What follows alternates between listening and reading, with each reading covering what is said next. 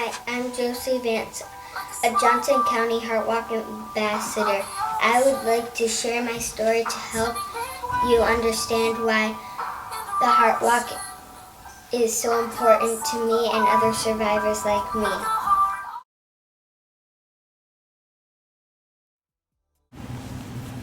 Hi, I'm Julie Vance. I'm Josie's mom, and I'm going to tell you all about Josie. We're going to start with a couple pictures here.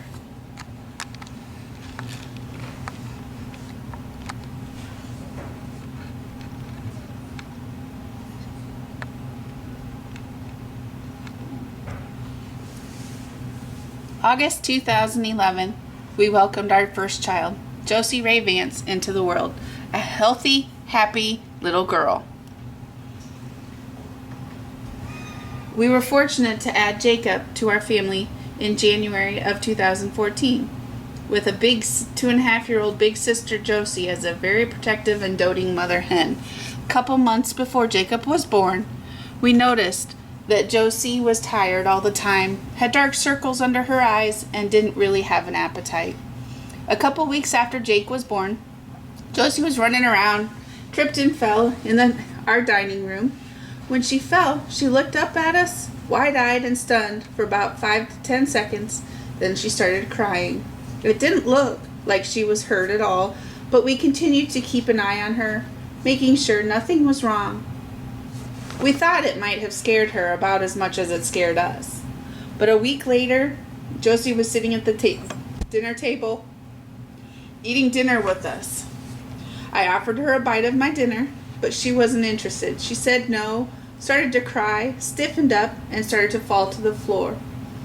We flew out of our seats, grabbed her out of her chair, and put her on the floor. When we first looked in her eyes, it looked like nobody was there. Then she was back with us. We thought maybe she was having seizure-like symptoms because we have epilepsy in our family history.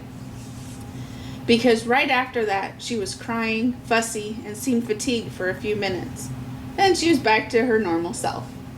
We took her to the ER after this episode to get her checked out and make sure she hadn't had a seizure. The UIHC emergency department did a great job evaluating her and didn't think she had a seizure since she was back to her normal self and no longer fatigued, but referred us to pediatric neurology for an EEG to make sure she didn't have epilepsy. When we met with the peds neurology team, Josie had an EEG with wires all over her head and also on her chest, since they were doing an EKG at the same time.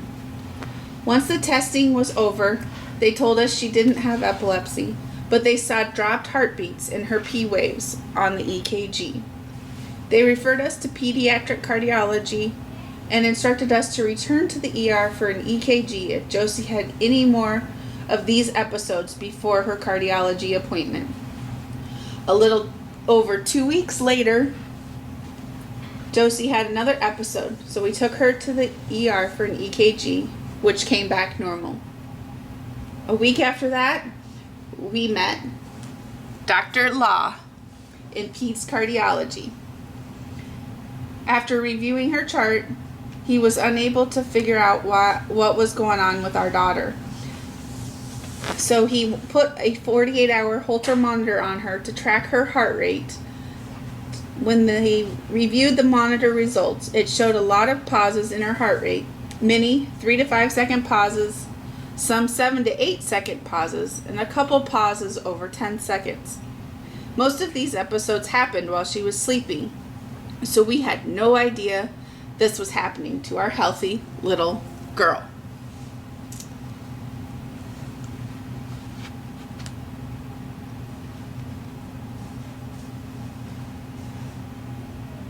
I will never forget March 18th, 2014. Our world was forever changed when Dr. Diane Atkins called to tell us we needed to be in the PICU in an hour. Our daughter Josie was scheduled to have a pacemaker placed the next day by Dr. Joe Turek and his team. She had been diagnosed with Intermittent Complete Heart Block.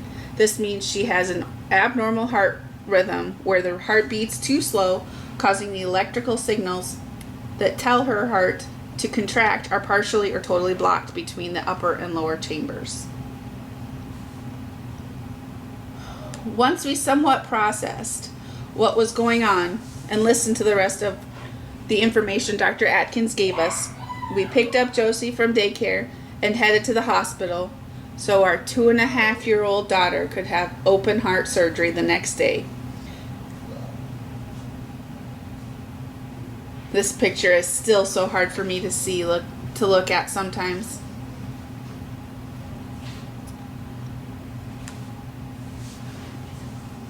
Wednesday, March 19th, 2014, was the day Dr. Joe Turek and his pediatric surgical team attached a pacemaker to Josie's heart.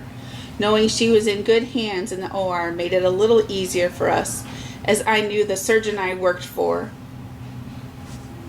would do whatever he could do to take care of our daughter.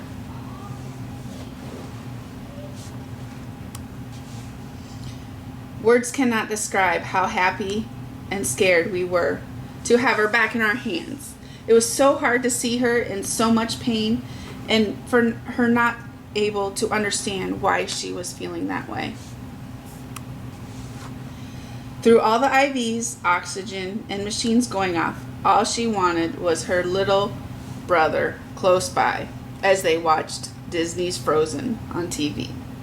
Josie did a great job healing and really took on a fairly normal life with a few exceptions to protect her pacemaker or wires from breaking. She was not to play games that would require full-on contact, not to play with magnets or be around things that have an electrical current going through them.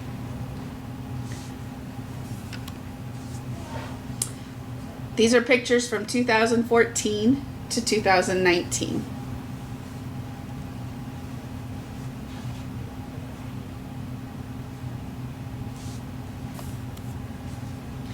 Josie is a happy, healthy, now graduated 3rd grader that loves soccer, basketball, reading, riding her bike.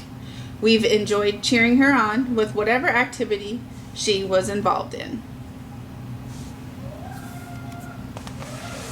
At Christmas in 2019, we enjoyed family time. Josie was looking forward to becoming a member of the Clipper Wrestling Club with her brother and many other friends after the first of the year. This wish, unfortunately, had to be put on hold as she had some dizzy spells followed by her passing out and starting to seize the week following Christmas, which was caused by her heart block. Per our protocol, we did a transmission on her pacemaker Saturday, December 28th, 2019. That would send information about her pacemaker, heart, and wire leads to the cardiology team at the University of Iowa Stead Family Children's Hospital. When Josie had another episode on Sunday, we took her straight to the ER.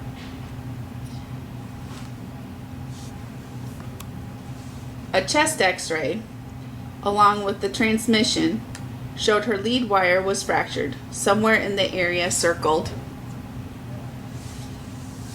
causing many more pauses in her heart, and it happened Christmas Eve or Christmas Day. We racked our brains trying to figure out what she could have done during that time that may have caused it to give out, but couldn't come up with anything. The situation in general is really scary, but when the ER decides to have a paramedic and a crash cart outside of your room and has placed pads on Josie's chest and back in case they needed to shock her heart back into rhythm, it really puts everything into perspective. She was admitted to the pediatric cardiac intensive care unit Sunday and was really upset when we told her she was going to have surgery in the morning to replace her broken wire that's attached to her pacemaker and heart by Dr. Yuki Nakamura and his team. Thankful once again we were to be working with such an amazing team.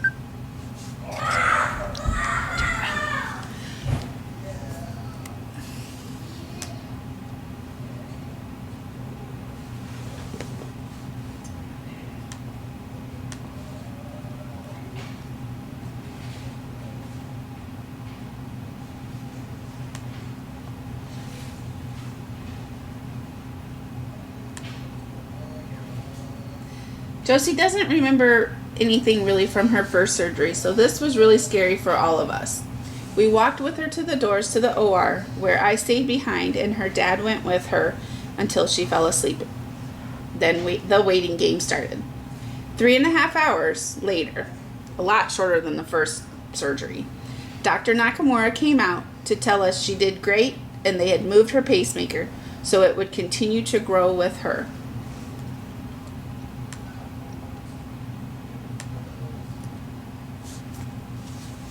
Once again, we were so happy to have her back in our sight, even hooked up to all the machines and meds.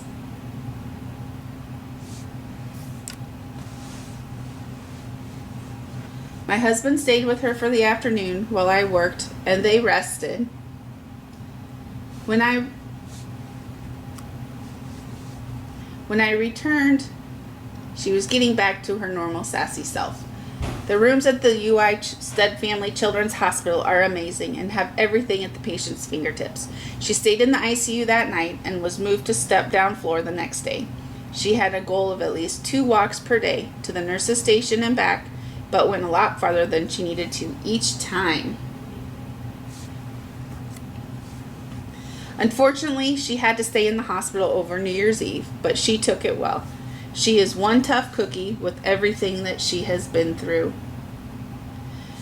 Since her pacemaker has been moved, we have to wait until she can build a pocket of muscle and tissue around it to protect it before we can go back to all of her previous activities.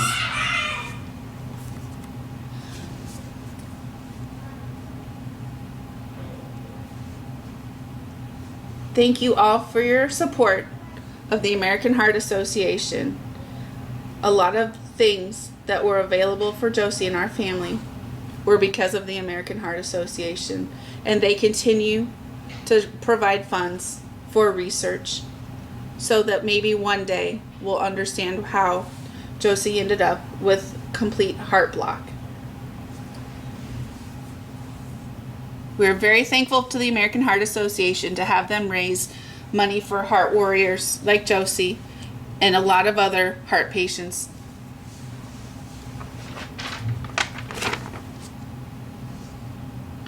Now more than ever, with COVID-19 being present, the American Heart Association needs our support. So please encourage your friends and family to donate to the Heart Walk to help the American Heart Association continue its work to protect hearts like Josie.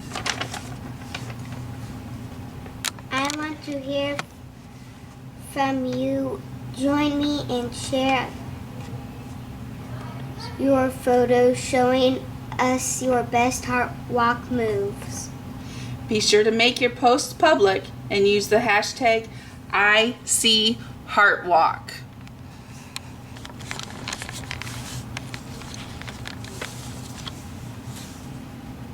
Thank you for walking today and supporting the life-saving work of the American Heart Association. See you all at the virtual finish line.